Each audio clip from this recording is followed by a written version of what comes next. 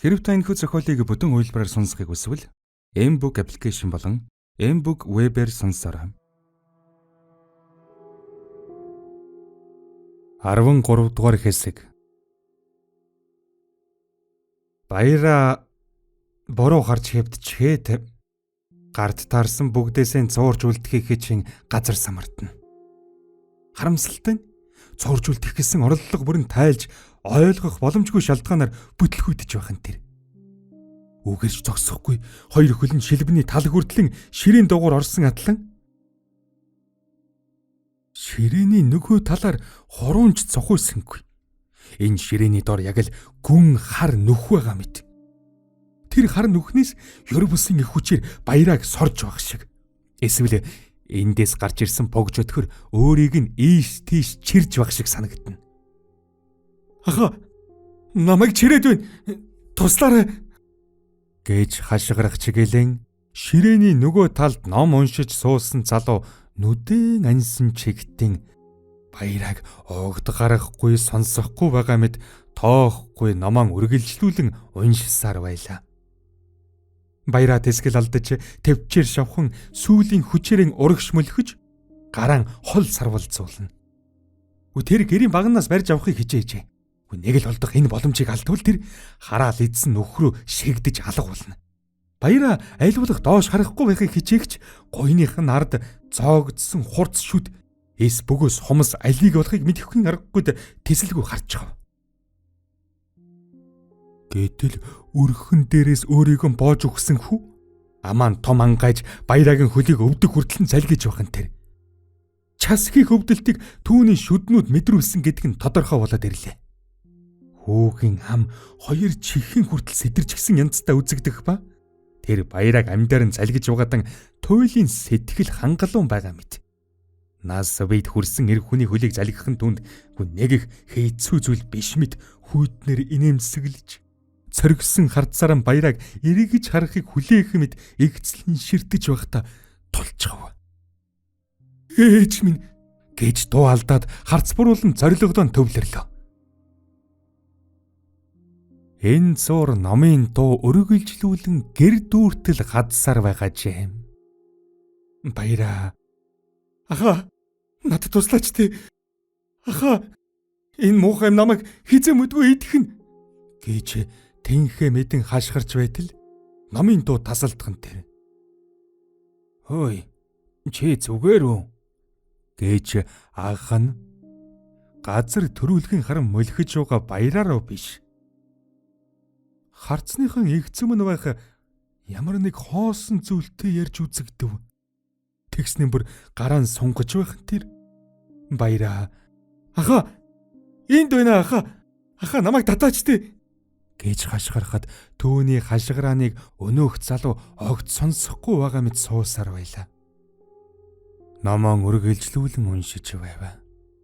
Гэтэл өмнөх ширээн үл мэдэг жижирхийлэх шиг мэдрэгдлээ. Номон аль болох таслахгүй хичээж төвлөрөхөөр шийдэж төвлөрөхөөр өөрийгөө шахаж хамаг хүчин баран сууж байтал ялтчгүй ширээн дээрх судрын хуудсуудын булан тохойн зөржигсөн байх нь тэр. Энэ бол энэ ширээ хөдөлж байгаагийн илрэл билээ. Номоо зогсоолгүй судрынхан хуудсуудыг эмхэлж дуусаад өөдөөс нь харж суух баяраа руу харав. Гэтэл баяраа ном ихлээд алган хавсран залбирч сууснаа болчихсон байх нь тэр. Харин чи бүр хүзүүгэн гэлжийлгэн нугдаах маягтан суужхад ширээний доод тал руу нүдэн завчилгүй ширдсэн чигтэн таг хөсчихсөн байх нь тэр.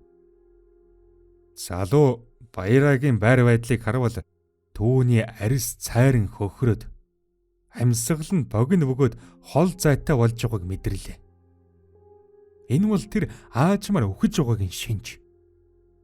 Залуу номон тэр дорон зогсоож баярагийн газарт хурж үзээд "Хөөе, чи зүгээр үү?" гэж асуухад баяраа эгээтэн хараагаараа унтаж байгаа аятаа юу ч дуугарсангүй. Байдал эвгүүцэн мэдсэн залуу ширээнийхэн хоёр талаас өргөж доод хэсгийг харахад тэнд алган чиний газар харалсан байх нь үзэгдлээ. Яг л энэ дүгэн хөмрүүлээд мартчихсан юм шиг энэ төлөнхий толботой илүү төстэй юм. Энэ толбны дээр баярагийн хоёр хөл байхын тэр. Залуу бүхий ч энэ толбонд нүрэн ойртуулгатан илүү ойроос шинжиж бас үнэртэж үзв. Хэр бас үнэртэж байлаа.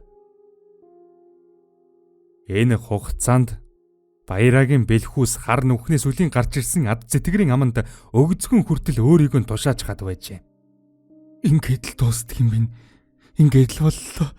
Ээж минь ийм тэнэг хүүгээ өршөөж хөөчилж харил. Таныг жаргаж чадалгүй явуулсан. Бурхны оронд ч тайван байхгүй байгаа хүүгээ өршөө. Ээж гэж ойлон гингэнэж байтал баяраг амьдаар нь залгиж байсан өнөөх хүү муухай хашгираад явчихан тэр. Яаж ч сонссон амьд хүмүүний хашгираан биш. Чих дөжирч хэнгэрдэлдсэн энэ муухай хашгираанд чихээ таглаж чадаагүй баяраа тэсэлгүй нугдайлаа.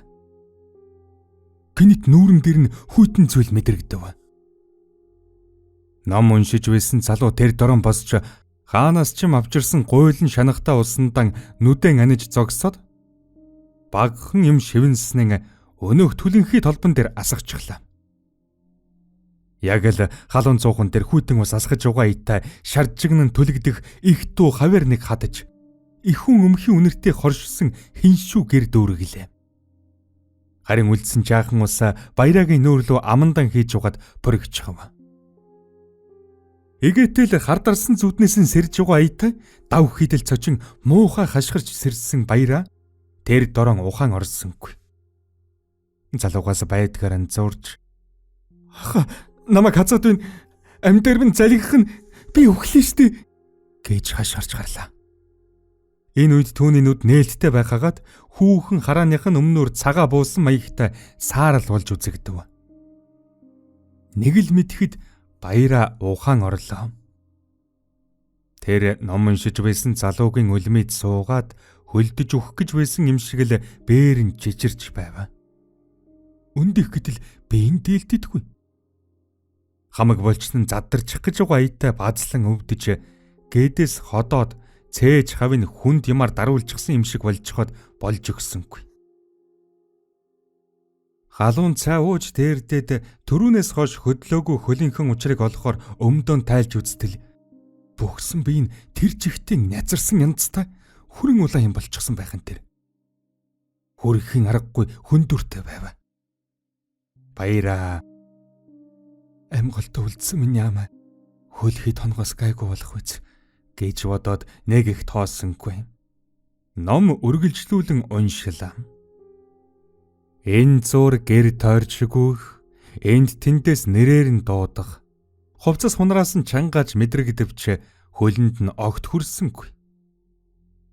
Иймийн тул баяраа урд эхэлж байсан үеийн бодвол илүү тайвширч, элдв юм харахгүй тулд нүдийн чанга анлаа.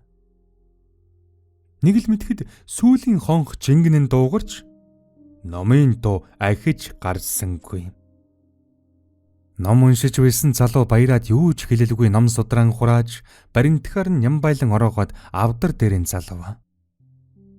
Өмнө нь байсан жижиг ширээг энч холдууллаа. Энэ үед баяраа арай өнөө нүх гэж айн бодсон ч тэнд түлэнхий аята аягны чиний хэмжээтэй хар толбоноос өөрцөл байсангүй. Баяраа талархаж сүүгэн өргөн баривал өнөөхөн авсангүй. Тойлдож ядарсан учир гар нь өргөөтөө удаан байж чадсангүй. Залуу авчирсан үрлээ холбоод зүү. Харин тэр төмрөө байсан байранд наваачиж тавь. Хэрхэвч эргэж харж болохгүй шүү. Гарвал чи өөртөө харамсаад ч барахгүй.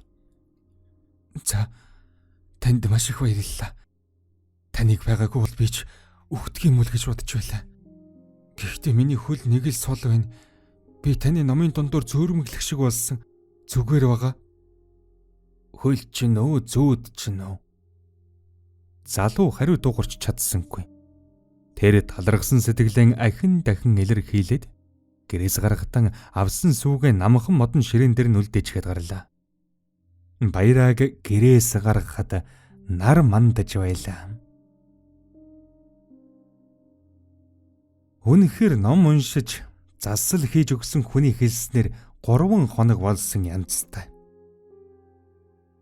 Өглөөний цэвэр агаар, шинэхэн нарны туяа юутай амттай, юутай үнэтэй. Тэр үрд нь хизээч ингэж бодож байсангүй. Архинд халж мансуурсан толгоог нь дааж ядан өргөд нүүрэн дээр нь туссан нарны гэрлийг хараан зүхдэг байлаа.